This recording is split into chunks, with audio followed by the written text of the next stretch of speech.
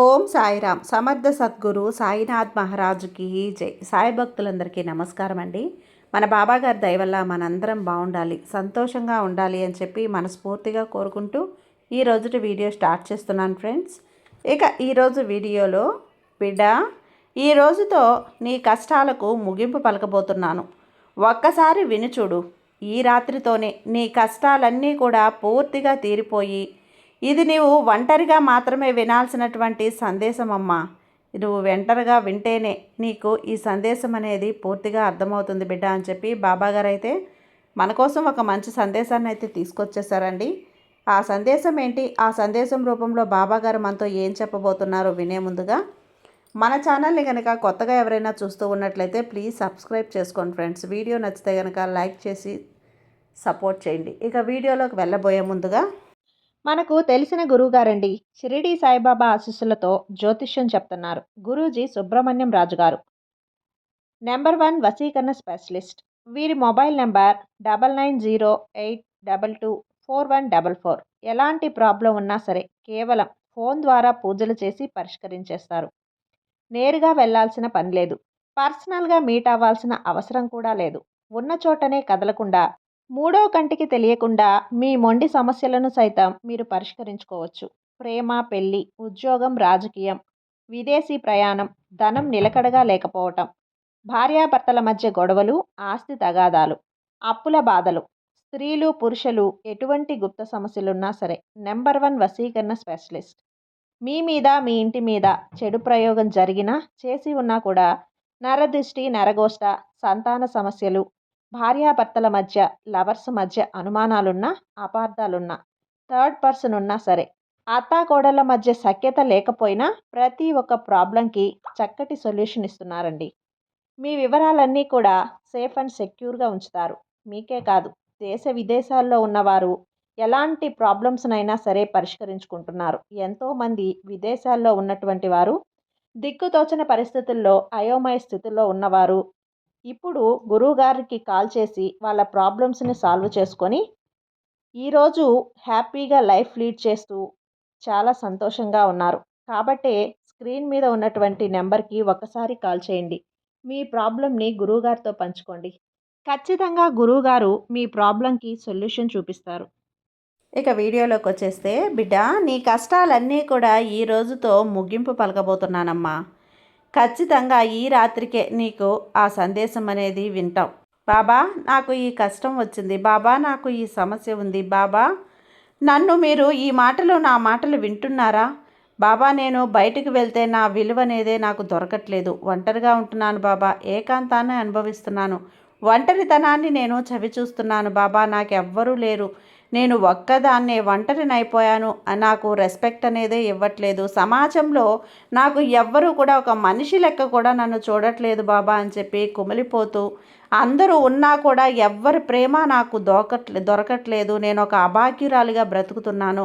ఒక మాట చెప్పాలి అంటే గనక ఈ ప్రపంచంలో ఉన్న కష్టాలు, బాధలు, సమస్యలు అన్నీ కూడా భగవంతుడు నాకే పెట్టారా ఏంటి అన్నట్లుగా నీ యొక్క పరిస్థితి అనేది తయారైందమ్మా. ఎన్ని కష్టాలు వచ్చినా, ఎన్ని బాధలు వచ్చినా, ఎన్ని సమస్యలు వచ్చినా అన్నింటినీ కూడా తట్టుకొని ఎదుర్కొని నిలబడుతున్నావు అంటే దానికి కారణం నా యొక్క ఆశీర్వాదం, నా యొక్క గురుబలం అనేది నీ మీద ఉంది కాబట్టే తల్లి. నీ యొక్క సమస్య ఏదైనా అయి ఉండొచ్చు, కానీ దాని పరిష్కారం మాత్రం నేనే చూపిస్తున్నాను. నీ బాధలన్నింటికీ కూడా ఆ బాధలు తీర్చే మార్గాన్ని నేను చూపిస్తాను, నేనున్నాను అని చెప్పి నిరూపించుకుంటాను తల్లి. ఈ రోజుటితో నీ కష్టాలకు పూర్తిగా ముగింపు పలకబోతున్నాను బిడ్డ. అస్సలు నువ్వు ఈ సందేశాన్ని వదులుకోవద్దు బిడ్డ. ఈ కష్టాలు, ఈ బాధలు దేనికి సంకేతం? నీ జీవితంలో సంతోషాలే రావా అన్న ప్రశ్నకు చీకటి వెనకాలే వెలుతురు వస్తుంది అనేది ఎంత నిజమో, నీ జీవితంలో కూడా కష్టాలు వెనకాలే సంతోషాలు కూడా వస్తాయనేది అంతే నిజం. ఈరోజు ఏదన్నా ఒక సమస్య అనేది వచ్చి నన్ను ఇబ్బంది పెడుతుంటే, అసలు ఈరోజు నాకు అనుకూలంగా నా యొక్క జీవన శైలి అనేది బాగా అనుకూలంగా ఉంటే బాగుంటుంది బాబా, ఏ కష్టాలు, ఏ దుఃఖాలు అనేవి నా గుమ్మంలోకి అడుగు పెట్టకూడదని చెప్పి నీ యొక్క ఈ రోజునైతే నువ్వు మొదలు పెడతావు. ఇన్ని కష్టాలు, ఇన్ని బాధలు, ఇన్ని సమస్యలు అనేవి పూర్తిగా అనుభవించిన తర్వాత వీటన్నింటినీ కూడా నీ యొక్క అనుభవంతో నువ్వు తెలుసుకున్న విషయం ఏంటి అంటే, బాబా, నాకు కోట్లు సంపాదన వద్దు, మనశ్శాంతి కావాలి, ఆరోగ్యం కావాలి, సరైన నిద్ర కావాలి, అలాగే నాకు ఏదైతే ఉందో దాంతో నేను తృప్తిగా బ్రతకగలిగితే జీవితం నాకు అందాలి బాబా అని చెప్పి మరి ఇంత కొంతమంది కోరుకునే విషయం ఏంటి అంటే గనక, తెలుసో తెలియకో బాబా ఆడంబరాలకి పోయాను, బాబా నేను ఇంత ఖర్చు చేశాను, అలాగే ఇంత లగ్జరీగా ఉన్నాను, దానివల్ల ఈరోజు నేను అప్పులతో కూరుకుపోయి ఉన్నాను, నాకు చేయూతను అందించేవారు ఎవ్వరూ లేరు బాబా, నన్ను సమస్యల నుంచి బయటపడేసేవాళ్ళు ఎవ్వరూ లేరు, వీలైతే కష్టాలలో పడిపోతున్నటువంటి నన్ను చూసి ఎగతాళి చేసేవారే ఎక్కువైపోతున్నారు, కానీ అయ్యో పాపం అని చెప్పి పరామర్శించి కాసేపు నటన చేసి పక్కకు వెళ్ళే వాళ్ళే తప్ప నన్ను ప్రేమగా దగ్గరికి తీసుకొని నా తలని నిమురుతూ నాకు ఓదార్పును అందించే వాళ్ళు ఎవ్వరూ లేరు బాబా. ఇదంతా కూడా నాకు అర్థమవుతుంది, కానీ నేను చేసిన తప్పు నుంచి బయటపడాలి అంటే, అప్పుల నుంచి బయటపడాలి అంటే, ఈ అప్పులు తీరాలి అంటే చేతి నిండా ధనం కావాలి. ధనం కావాలి అంటే నేను చేస్తున్న పనిలో నాకు చక్కటి అదృష్టం కలిసి రావాలి. కానీ నేను ఈ అదృష్టాన్ని కలిసి రావాలంటే మీ ఆశీర్వాదం నాకు ఉండాలి బాబా.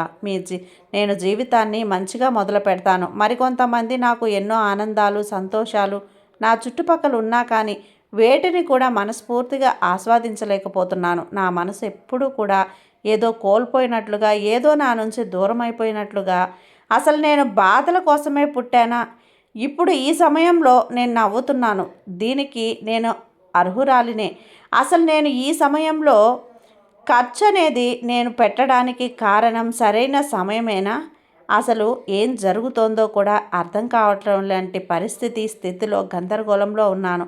ఏం చెయ్యాలో కూడా నాకు తోచడం లేదు. మనసంతా కూడా పిచ్చి పిచ్చి ఆలోచనలతో నిండిపోయింది.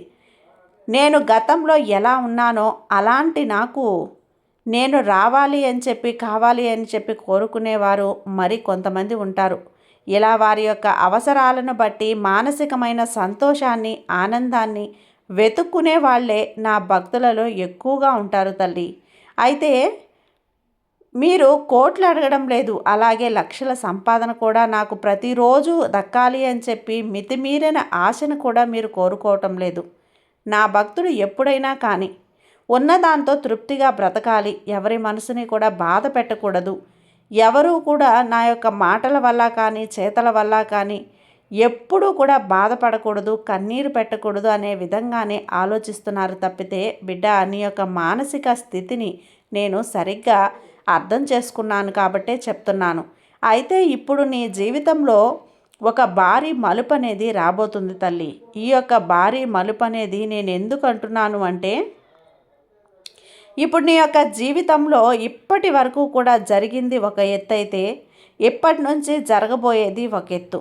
ఎందుకు ఈ విధంగా చెప్తున్నాను అంటే గనక, కష్టాలు, కన్నీరు, మనుషుల యొక్క మనస్తత్వాలు, ఎప్పుడు ఎవరు ఏ పని కోసం ఏ విధమైనటువంటి నటన చేస్తున్నారో వీటన్నింటినీ కూడా పసిగట్టగలిగేటువంటి తెలివితేటలు, వయసు, అనుభవం మనుషులకు మాత్రమే ఉన్నాయమ్మా. అయితే ఇప్పటి నుంచి నువ్వు గొడవలు పడినా సరే, ఇంత మానసిక వేదన అనుభవించినా సరే, ఎంత ఒకరిని మార్చడానికి ప్రయత్నించినా, అది నీ భర్త విషయంలోనైనా, బిడ్డల విషయంలోనైనా సరే, మరి ఏ వ్యక్తి విషయంలోనైనా కానీ, ఆ యొక్క వేదన వల్ల, తపన వల్ల, ఆశ వల్ల జరిగేది కానీ, సాధించేది కానీ ఏదీ ఉండదు. నువ్వు తెలుసుకోవాలమ్మా, పూర్తిగా నువ్వు గుర్తించాలి, గ్రహించాలి. ఇప్పటి నుంచి నువ్వు వేసే ప్రతి అడుగు కూడా తెలివిగా వేయని చెప్పి నా మాటలు ఈ రోజు నుంచి నువ్వు తెలివిగా వేసే అడుగు ఏదైతే ఉంటుందో, ఈ అడుగును నువ్వు ఏదైతే నీ జీవితం అనే అదృష్టాల వైపుకు అడుగు పడుతుంది. ఎందుకు ఇలా చెప్తున్నాను అంటే, తెలుసో తెలియకో చేసిన తప్పులే తప్పు అవుతుంది. చిన్నపిల్లాడు ఎర్రగా కనిపిస్తుందని, పువ్వులాగా అనిపిస్తుందని చెప్పి నిప్పును పట్టుకుంటే ఆ బిడ్డకు తెలియదు వాడు పసివాడు అని చెప్పి. నిన్ను ఆ బిడ్డ చేతుల్ని కాల్చకుండా ఉంటుందా చెప్పు నిప్పు? అలాగే అన్నీ తెలిసిన వాడు పట్టుకున్నా కూడా నిప్పు కాలుతుంది. ఇక నువ్వు చేసే తప్పు అనేది తప్పు అని నీ మనసు కనిపించినప్పుడు, దానిని ఆపడానికి నీ మనసు అంగీకరించకపోయినా, తప్పు అని తెలిసిన తర్వాత దాన్ని ఆపకపోతే అది ఖచ్చితంగా పొరపాటే, నీ పొరపాటే తల్లి. ఇది నువ్వు మొదటగా తెలుసుకోవాల్సిన విషయం. ఇక రెండవది ఏంటి అంటే గనక ఎదుటి వారితో వ్యక్తిగతమైనటువంటి వాదన. ఎదుటి వ్యక్తి నా మనిషి అని చెప్పి అతనితో లేదంటే ఆవిడతోనో ఒక మార్పు అనేది రావడం కోసం నువ్వు పడే తపన, ఆవేశం, ప్రేమ, ఆలోచన ఇవన్నీ కూడా గుర్తుంచుకో తల్లి. ఆ తపన, ప్రేమ, ఆవేశం, ఆలోచన అలాగే నువ్వు ఏదైతే ఉన్న దాంట్లో తృప్తి పడకుండా ఉన్నదాన్ని చూసుకొని సంతోషపడకుండా ఇంకాస్త ఎక్కువగా ఆశపడుతూ అతి ఆశకు ఇంకాస్త ఆశపడుతూ ఆ తర్వాత ఆ విషయం వచ్చేసి నువ్వు నీకున్న వారి యొక్క మాటను వినకుండా నీ మనసు ఏదైతే చెబుతుందో దాన్ని నువ్వు వినకుండా కొన్ని జరగవు తల్లి, కొన్ని లేవు, కొన్ని అసలు నీ దగ్గరకు కూడా రావు అనుకున్న వాటి గురించి నువ్వు లేనిపోని టెన్షన్లు అలాగే ఆలోచనలో పెట్టుకుంటూ భయాన్ని, ఆవేశాన్ని, ఆందోళనని పెంచుకోవటం. ఇక్కడ నేను చెప్పిన ఈ మాటలను నువ్వు జాగ్రత్తగా గమనించాలమ్మా. ఎందుకు ఇలా చెప్తున్నాను అంటే వీటిని బట్టే నీ జీవితం ఒక భారీ అదృష్టపు మలుపు అనేది తిరుగుతుంది, లేదా నువ్వు భారీ నష్టాల్లో కూరుకుపోయిన ప్రమాదం కూడా ఉంటుంది. ఎందుకంటే జీవితం అనే ఈ యొక్క పాఠశాలలో మనిషి తను పాఠశాలలలో నేర్చుకున్న దానికంటే కూడా ఎక్కువ విద్యను, అనుభవాన్ని నేర్చుకుంటాడు. కాబట్టి నీ యొక్క పాఠశాల నీకు నేర్పించిన విద్యను నువ్వు ఆ యొక్క మనసులో పెట్టుకొని ఆచరించకపోతే నష్టం నీకే. ఇప్పటి నుంచి నువ్వు తెలుసుకోవాల్సిన విషయం ఏంటి అంటే గనక నిన్ను నువ్వు జాగ్రత్తగా చూసుకోవటం, నిన్ను నువ్వు ప్రేమించుకోవటం, నువ్వు ఎంత సరైన ఆహారాన్ని తీసుకున్నా సరే నువ్వు టైంకి నిద్రపోవాలి. ఈ యొక్క మనసు అనేది ప్రశాంతంగా ఉండాలి. లేకపోతే నువ్వు తిన్న ఆహారం నీ శరీరానికి సహకరించదు తల్లి. అంటే నీ శరీరానికి వంట పడదు. నువ్వు ప్రతిరోజు కూడా బలమైన పదార్థాలు తిన్నా కూడా నీకు నీరసంగా అనిపిస్తుంది, లేదా నువ్వు ఏ పని చేయటానికి సిద్ధంగా లేవు. పదే పదే నీకు పడుకోవాలి, కూర్చోవాలి అని చెప్పి అనిపిస్తూ ఉంటుంది. నీ మనసంతా ఏదో కోల్పోయిన విధంగా అనిపిస్తుంది. అంటే నువ్వు డిప్రెషన్లో వెళ్తున్నావని అర్థం. నీ యొక్క డిప్రెషన్ నుంచి బయటికి రావాలి అంటే సంతోషకరమైన మార్గాన్ని వెతుక్కోవాలి. దానికోసం నీకు సంతోషాన్ని కలిగించే వారితో మాట్లాడడం, నీ మనసుకు నొప్పిని కలిగించే వారితోటి, నిన్ను తిట్టే వారితోటి, ఎంత మంచి చేసినా కూడా నిన్ను వెతికే వారితోటి నువ్వు దూరంగా ఉండటం. నువ్వు సంతోషంగా ఉండటం కోసం ఏ పనులు చేసుకుంటే సంతోషంగా ఉంటావో ఆ పనులు అనేటివి చేసుకుంటూ ఆరోగ్యంగా ఉంటావు. దాని మీదే నీ దృష్టిని పెట్టి మనసుకు ఏదైనా కానీ బాధ కలిగితే దాన్ని నువ్వు లైట్గా తీసుకోవటం మొదలు పెట్టాలి. ఇక నువ్వు ఒకరితో పోల్చుకోవటం అనేది మానుకోవాలి తల్లి, పూర్తిగా ఆపేసేయాలి. ఇక నువ్వు రెండవది గుర్తుంచుకోవాల్సిన విషయం ఏంటి అంటే నువ్వు నీ అనుకున్న పరాయి వాళ్ళని దూరంగా ఉంచాలి. అంటే ఎవరైతే ఇప్పటి వరకు కూడా నా మనిషి, నా వ్యక్తే, నా కోసం అని చెప్పి నువ్వు ఆలోచిస్తూ ఉన్నటువంటి వ్యక్తులు ఉన్నారో నీ యందు ఆ విధంగా ప్రవర్తించినప్పుడు అటువంటి వారిని ఎంతవరకు ఉంచాలో అంతవరకే ఉంచితేనే అది మంచిది అన్న విషయాన్ని నువ్వు గుర్తుంచుకో. ఎందుకు ఈ మాట చెప్తున్నాను అంటే బిడ్డ, నీ యొక్క మనసు చాలా చాలా విసిగిపోయి ఉంది. దీనికోసం ఆలోచించి వారిని మార్చడం కోసం ప్రయత్నించి ఎన్నో రకాలైనటువంటి గొడవలను ఆడి ఇంట్లో మనశ్శాంతి లేకుండా చేసుకొని అలాగే ఎప్పుడు కూడా వారి ఆలోచనలతోటే నీ యొక్క జీవితాన్ని నువ్వు గడుపుతూ వచ్చావమ్మా. చాలా సమయాన్ని ఇప్పటి వరకు వృధా చేసావు. ఇప్పటికైనా కానీ ఆ సమయం అనేది నీ కోసం కేటాయించుకొని అటువంటి వృధా మనుషుల కోసం నీ విలువైన సమయాన్ని వృధా చేసుకోకుండా నీ అనే ఆ యొక్క మాటను పక్కన పెట్టేసి నీ గురించి ఆలోచించుకునే ప్రయత్నం చేయి. నువ్వు ఇవన్నీ కూడా మానినప్పుడు మాత్రమే తల్లి ఆ పసితనంలో నువ్వు ఏ విధమైనటువంటి ప్రశాంతకరమైనటువంటి నవ్వును నవ్వావో ఆ నవ్వు అనేది మళ్ళీ నీ జీవితంలోకి వస్తుంది. ఇక్కడ ఎవరి స్వార్థాలు వాళ్ళు చూసుకుంటున్నారు, ఎవరి యొక్క ఆలోచనలకు తగ్గట్టుగా ఎదుటి వారిని మార్చుకుంటున్నారు, ఎవరి పనులకు తగ్గట్టుగా వారిని ఉపయోగించుకుంటున్నారు. ఇవన్నీ కూడా నీకు తెలుసు కానీ కొన్ని నీకు కష్టం కలిగిస్తున్నప్పుడు, నీ మనసుకి నొప్పిని కలిగిస్తున్నప్పుడు, ఆ బాధని కలిగించినప్పుడు అటువంటి నొప్పిని కలిగించి బాధను కలిగించే కష్టం కలిగించే వేదన నువ్వు ఎందుకు మనసులో పెట్టుకొని మోయాలి? దాన్ని తీసేసేయి. దాన్ని తీస్తే సరిపోతుంది. నీ ఫోన్లో అనవసరమైన ఫోటోలను ఎలా అయితే నువ్వు డెలీట్ చేసావో అలాగే నీ మనసుకు నొప్పిని కలిగించే ఆలోచనలను కూడా అలాగే డిలీట్ చేసేసి. అలా చేసుకోలేకపోతే మరీ తప్పు నీదే అవుతుంది కదా. మరి ఇప్పటికైనా తెలుసుకుంటావా? తెలుసుకోకుండా బాధలు పడుతూ ఉంటావా చెప్పు? ఏది సమస్య అయినా నీ చేతుల్లోనే ఉంది తల్లి. ఈరోజు ఖచ్చితంగా ఆ సమస్యను తీర్చుకునే పరిష్కారం మార్గం కూడా నీ చేతుల్లోనే ఉంది. ఆ మార్గాన్ని నేను చూపించాను కదా. చూపించిన విధంగా పాటించి దాంట్లో నడిచావు అంటే ఇక అన్నీ కూడా నీకే. ఇప్పటికైనా నీ తప్పును నువ్వు తెలుసుకొని సరిదిద్దుకో. నీ జీవితంలో ఆనందంగా ఉంటావు. ఈ బాబా మీద నమ్మకంతో చేయమ్మా, నీకు అంతా మంచిగా జరుగుతుంది. నీ సాయి నీకు తోడుండగా నీకు భయం ఎందుకు చెప్పు. సర్వేజన సుఖినో భవంతు. జై సాయిరాం.